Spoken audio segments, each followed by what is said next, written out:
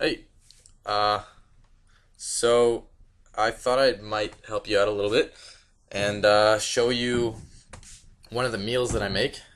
Um, to I don't know, kind of let you know how I make it. So yeah, I'm gonna start you off down here. See that? Okay, so basically, what I have some vegetables. But what I start off doing is just cutting up potato. So cut it up into pieces, I don't know, about that thick. I cut it in half already, so it'd be easier, it wouldn't wobble around. But yeah, about that thick. These ones can go right in the water that I've already put on the stove. And I'll show you that now.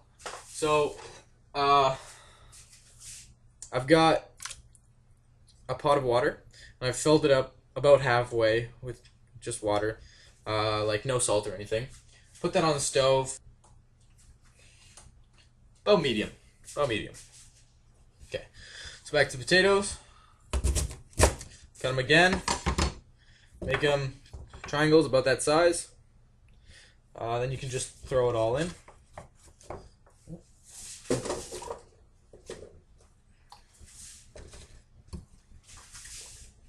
Okay, so that's the potatoes. They're good to just sit there while they're cooking.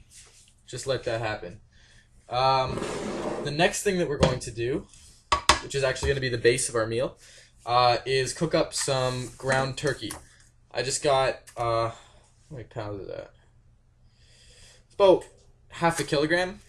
It's about 1.2 pounds. And I'm just going to open that up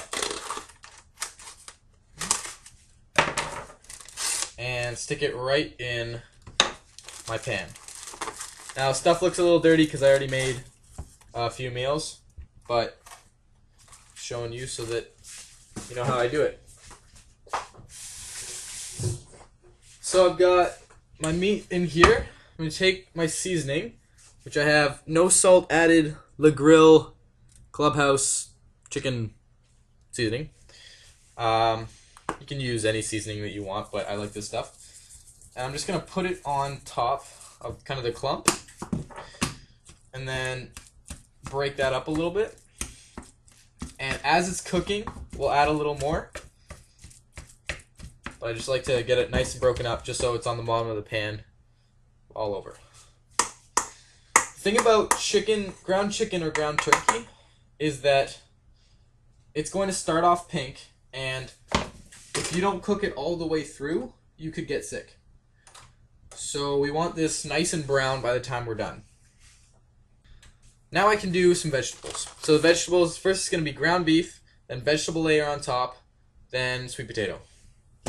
So for vegetables, there's two different ways you can do this. The first way is if you have frozen vegetables, rather. I like California style just because I don't like mushrooms. And this is one of the ones that doesn't have mushrooms in it. It's got broccoli, cauliflower, and carrots. So all in all, pretty healthy. So I put in about half of a Tupperware container, or half a bowl would work too, of frozen vegetables. I'm going to fill it up with water.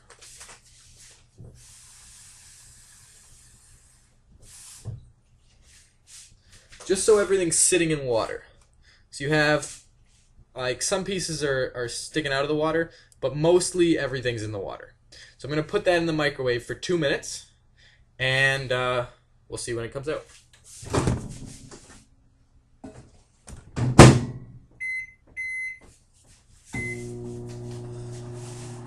Okay, so it's been 2 minutes, and we get our vegetables out.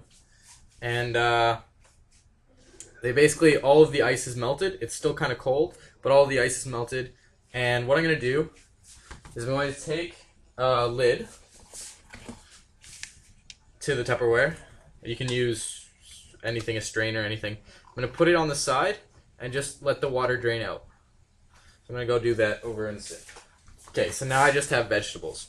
Now what I usually do is, because the meat has to go first and not the vegetables, is I'll put all the vegetables in one Tupperware container, or you can use a bowl, whatever, and wait until I have all of my beef down, and then I can put the vegetables on top.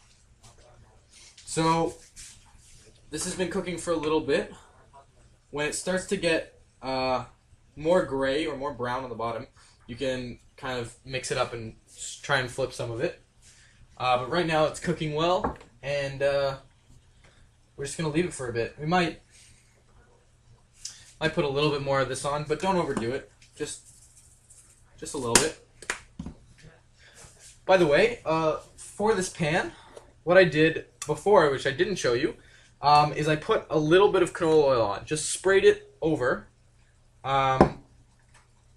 just so that things don't stick. Alright, so it's been about 2 minutes or so, and as you can see, it's bubbling, but the bottom is getting browner, or more gray, whatever color you want to call that. So what we're going to do, I'm going to try and flip some of it.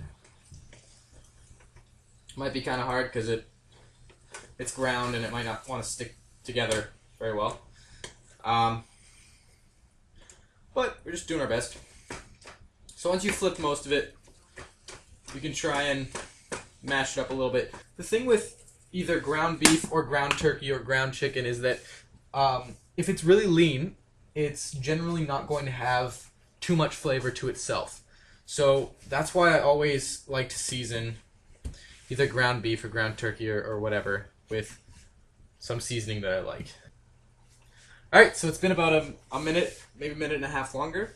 All I'm doing, really, is just mixing it up and making sure that I can't see any pink left. Now right now, it's mostly gray, but there still is a little bit of pink in there. It's mushy and it's not cooked yet. So the problem with leaving it pink is sometimes there's salmonella or other bacteria in the meat, and you're just basically you're cooking it to make sure all of that is gone, because you don't want to be sick for several days at a time. Yeah, so that's why we're cooking it. We just keep stirring this. This is going to take a little while, especially if you put it on medium and not high. So the thing is, we want this last. So it's fine if it takes a little while, longer than everything else. So yeah, just gonna let that cook, and we're almost done. It doesn't take very long. It's maybe takes 15-20 minutes, but this is your meals for like 3 days, 2 or 3 days. So it's really cooking once every 2 or 3 days. If it takes 20 minutes, it's not really taking that much time. Oh man, this looks good. Got the juices flowing and stuff. It's really good. Okay. When that's done, I might stir it a few more times, but when that's done, I'll turn back on the camera and show you how I prepare that. Okay. It's been about another minute and a half. And I can't really see any pink left. It's pretty much all gray. Once you've just started to notice that there is no pink left, I usually leave it on for another 30 seconds, another minute, which I've done. So I'm pretty confident that it's all cooked. And because you're mashing it up constantly, it's constantly cooking on different angles, it's easy to get it cooked all the way through. So don't worry if you think, oh, it looks gray, but might not all be cooked.